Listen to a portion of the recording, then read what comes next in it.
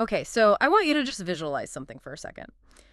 Picture the ultimate lab-created defender. Okay.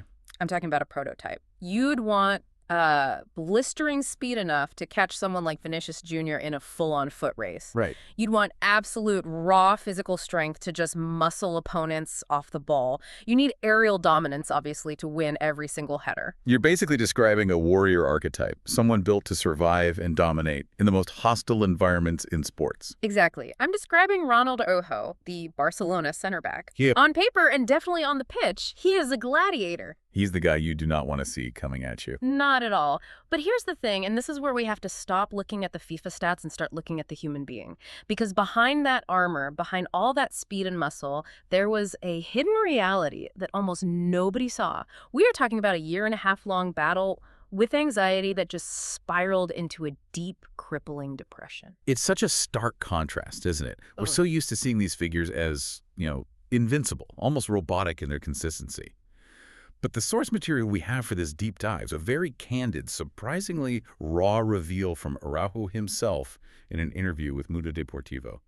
It just shatters that illusion completely. And it's about time. It really is. That is our mission today. We are so used to focusing on the goals, the packed stadiums, the 3 points, the glory. But today we're exploring that silent battle that happens way beyond the pitch. We want to understand what happens when a player, who seemingly has it all, the money, the fame, the dream job, hits rock bottom. And let's be clear, rock bottom isn't our phrase. No, it's his. That is Araujo's own assessment.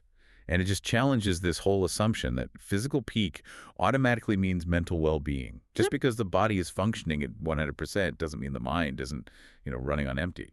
So let's unpack this, but before we get to the fall, I think we need to understand the height he stands at. Because Ronald Araujo isn't just a squad player. No, not at all. He's a leader at one of the biggest clubs in the world. Ah. And that context is so crucial. Barcelona isn't just a football club. It's a pressure cooker. Yeah. They call it the entorno, the environment. You got the media, the fans, the history. It all weighs tons. And he's a central defender there. Right. And on top of that, he's Uruguayan. I feel like we need to explain what that actually means in football terms. It's not just a nationality, it's a whole play style, isn't it? It is. It's a philosophy. In Uruguay, they call it garra. Garra. Yeah, and it translates roughly to the claw. It represents this deep tenacity, resilience, a refusal to ever give up, and a willingness to, frankly, suffer for the team. It's a national identity built on grit. Which makes this admission so much more complicated. Because if your entire identity, your professional value, your national heritage is built on, I am tough, I suffer, I don't break, then admitting you are mentally broken must feel like, I don't know, a betrayal of who you are. Precisely.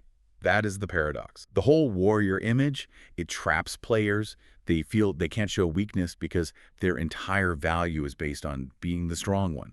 For a Uruguayan defender to say, I can't do this anymore, I'm sad, I'm anxious, that is breaking a massive cultural taboo. And he admits it. He says he hit rock bottom. Imagine that.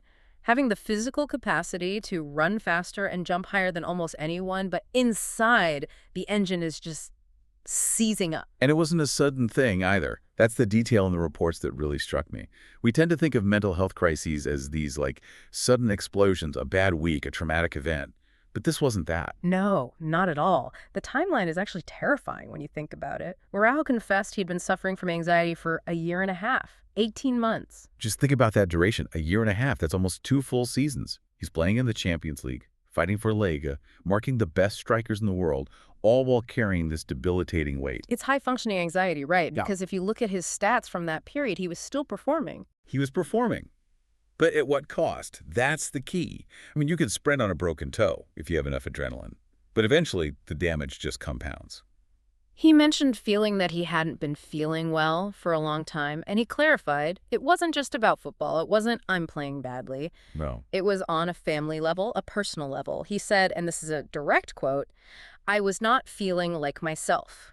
That phrase, not feeling like myself, is such a hallmark of depression. It's a loss of identity. It's dissociation. You look in the mirror, you see the Barcelona kit, you see the muscles, but there's nobody home behind the eyes. And here's where that concept of the mask comes in. The report mentions he just tried to carry on. He tried to appeal to that garra strength.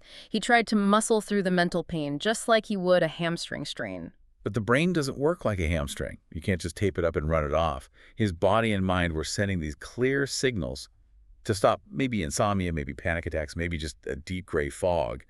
But the athlete's instinct is to push, to endure, Until you can't.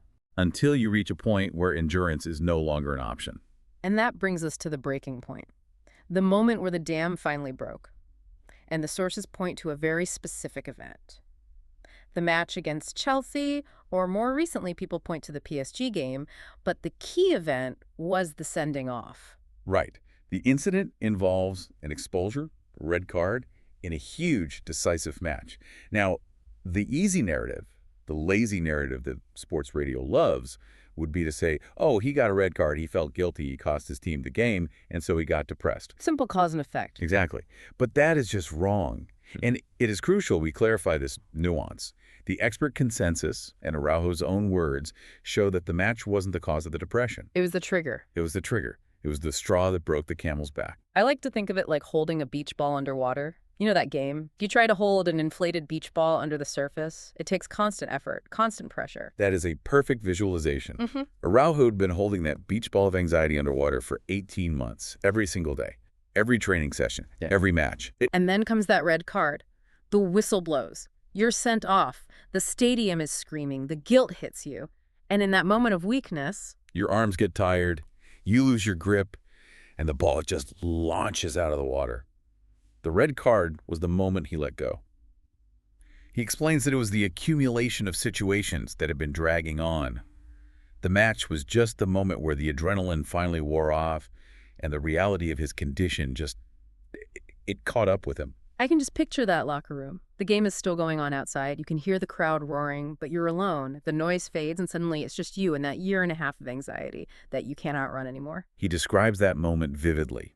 He says everything hit him all at once. It was the collapse of all the defense mechanisms he had been using to keep going, and that is when the realization hit.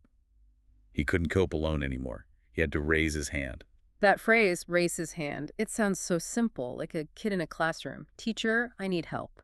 But for an elite defender, a gladiator, admitting you need help is probably the hardest thing he's ever done. Oh, without a doubt. Harder than stopping Kylian Mbappe.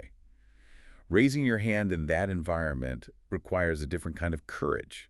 It's not physical bravery. It's emotional honesty. In a locker room culture that so often equates silence with strength, speaking up is a genuine act of rebellion. And that moment started the whole healing process. It did. So let's talk about that healing, because this wasn't just taking a week off to go to Ibiza. This was a real strategic recovery. What did he actually do? Well, the first step was the most radical one, stepping aside, stopping. In a world that demands constant availability, where availability is the best ability, he viewed stopping not as a weakness, but as a medical necessity. He just took himself out of the equation, which feels risky for a player in his prime. You'd worry about losing your spot, losing your contract. It's a huge risk. Yeah.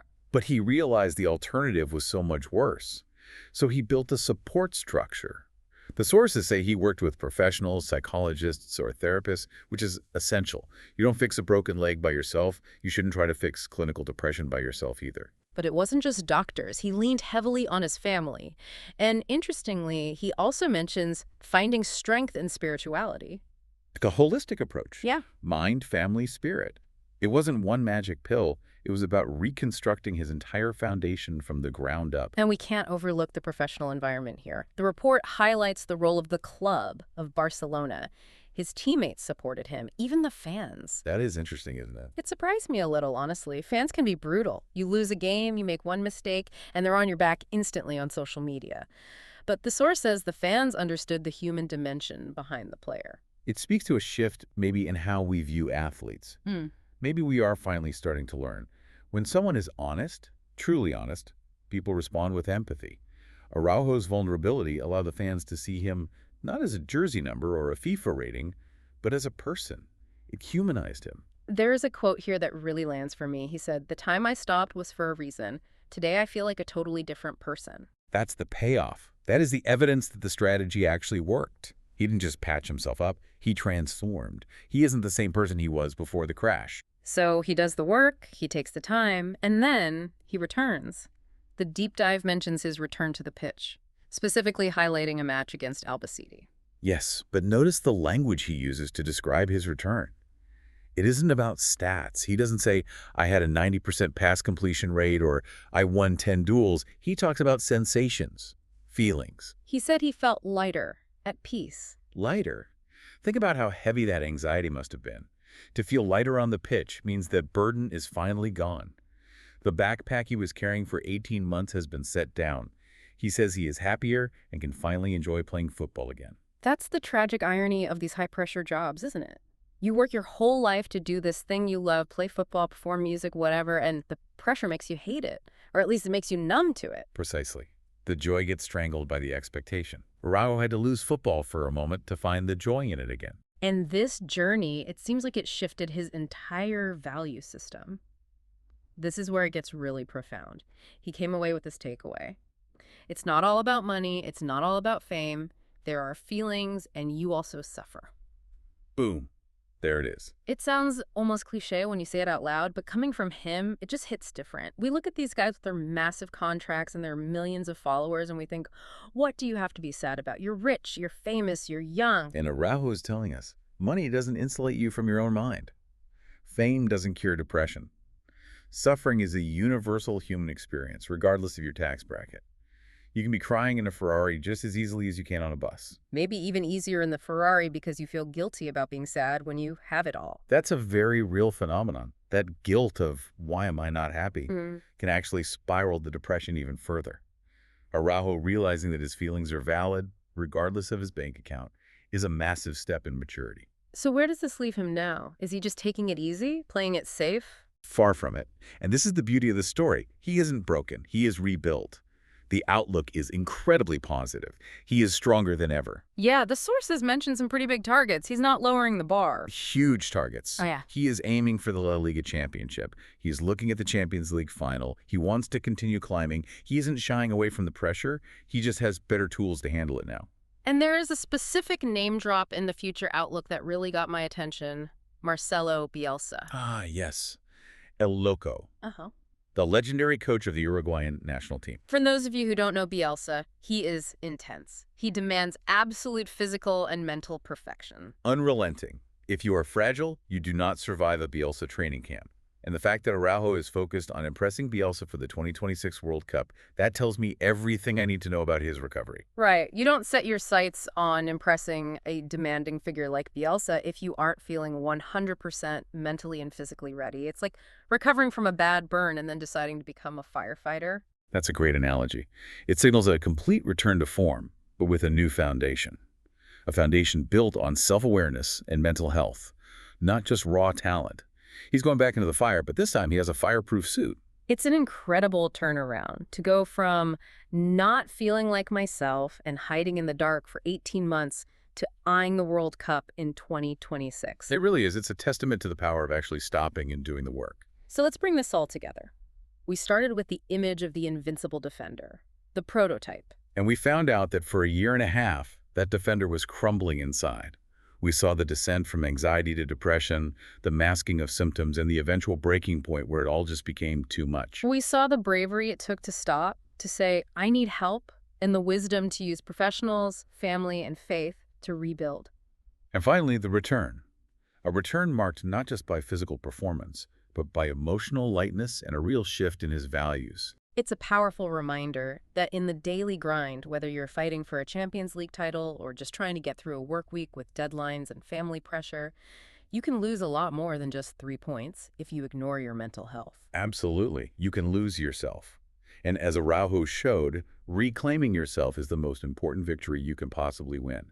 The trophy cabinet doesn't matter if the person looking at it is empty inside. Before we sign off, I want to leave you with something to think about.